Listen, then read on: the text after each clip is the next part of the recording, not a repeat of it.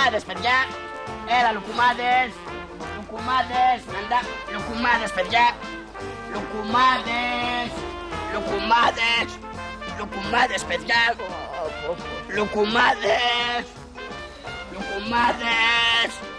Λουκουμάδες. Λουκουμάδες. Λουκουμάδες, παιδιά.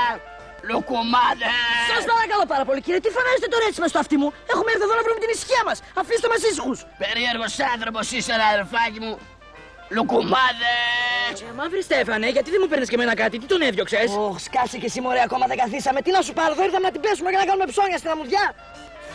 Σαλεπάκι, παιδιά. Σαλεπάκι, παιδιά. Και σηματιά δεν μπορώ να πιάσω το δίσκο, παιδιά. Έλα, κύριε, πάρε καυτό σαλέπι, κύριε, παιδιά. Για την κυρία, για τον κύριο, το γραφείο, το σπίτι, παιδιά. Σαλέπι, παιδιά. Τι μου λες, άνθρωπε μου, είσαι με τα καλά σου? Λίγο πιο πριν εγώ δεν σου είπα να σηκωθείς να φύγεις και να μας αφήσεις ήσυχους. Το είπες, κύριε, το είπες, δεν διαφωνώ. Όμως εμένα, εγώ, η συνείδησή μου επαγγελματική μπορεί να εγκαταλείψει τον άνθρωπο αβοήθητο στην παραλία να καίγεται από τη ζέστη χωρίς να του προσφέρω κάτι να δροσιστεί.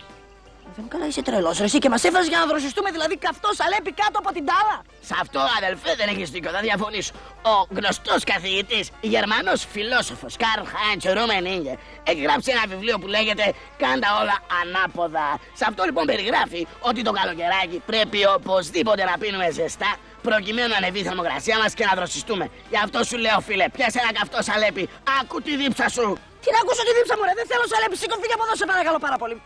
Πού μπλέξαμε. Περίεργος άνθρωπος είσαι. Καλά σε είπε, περίεργος, μονόχνοτος και μουτός. Γιατί δεν μου παίρνες ένα σαλεπάκι αφού σε στένομαι? Δεν άκουσες, θα γινόμαστε μια δροσιά θα παίρναμε. Καλά, άντε αυτός είσαι και εσύ βλαμμένη ρε, θα πίναμε καυτό σαλέπι κάτω από τους 40 βαθμούς για να δροσιστούμε.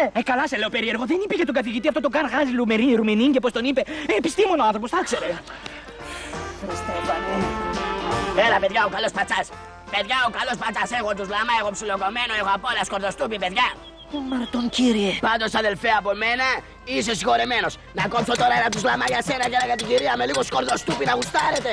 Αυτός είναι τρελός γυναίκα, δηλαδή δεν πάει άλλο αυτή η κατάσταση. Βρε άνθρωπε μου, σε παρακαλώ δηλαδή, προσπάθησε να καταλάβεις. Δεν θέλω ούτε τους λαμά με σκορδοστούπι, ούτε πατσά, ούτε και αυτό σαλέπι να φάω στην παραλία. Θέλω να μας αφήσει ήσυχους. Άσε μας ρε φίλε, πάει ο άλλος εξυπηρετής και αυτό είναι το ευχαριστώ. Ας τον κι άλλο Έλληνα. Φύγε από εδώ ρε παιδί μου. Αχ, βρε Στέφανε, θα σε μαλώσω τώρα. Από το πρωί τόσα ωραία πράγματα μας έχει φέρει αυτός ο κύριος και εσύ δεν μου έχεις προσφέρει τίποτα. Και στο φινάλε γιατί? Τόσα χρόνια ούτε ένα δωράκι, παλιό τσιγκούνι. Μα τι να σου αγοράσω, βρε, μη με τρελαίνεις κι εσύ. Τι να σου αγοράσω, να σου αγοράσω δηλαδή σκορδοστούπι, ντους λαμά, πατσά, καυτό σαλέπι, τι να σου πάρω, στην παραλία είμαστε. Έχει βρε κοπέλα μου κάτι καλό. Έχει ένα ωραίο έτσι δωράκι, να σου το αγόραζα με χαρά. Γούνες, τρεσκότ καμπαρτίνες, γούνες οικολογικές, κροκόδιλο ζέμπρα, πιγκουίνο, πάρε κύριε για την κυρία. Έχω καταπληκτικές γούνες. Αχ, Στέφανε, πάρε μου μια γούνα μου το υποσχέθηκες. Ότι έτσι και φέρει κάτι το αξιόλογο και το καλό θα μου αγοράσεις μια γούνα, πάρε μου. Βρε, τι μια γούνα να σου πάρω, προσπάθησε να αντιληφθείς, βρε. Έχει 40 βαθμούς θερμοκρασία. Είμαστε στην καυτή την αμμουδιά και μου ζητάς να σου αγοράσω γούνα, επειδή δηλαδή αυτός είναι βλαμμένος και πουλάει γούνες στην παραλία. Μην τον ακούτε, κυρά μου, μην τον ακούτε.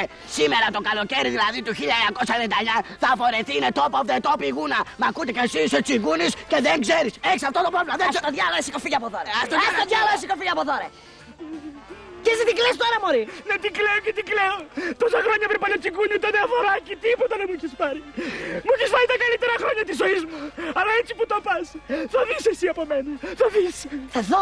Θα δω από σένα, τι θα δω δηλαδή, μωρέ. Τι θα δω, με απειλείς, τι θα μου κάνεις δηλαδή. Διασύγεια, γρήγορα, αποτελεσματικά, τα καλύτερα για μια σίγουρη διατροφή. Πάρε κυρία μου διασύγειο, θα σε σώσω εγώ. Πάτε κυρίες και κύριοι διασύγεια, διασύγεια. Αμάν!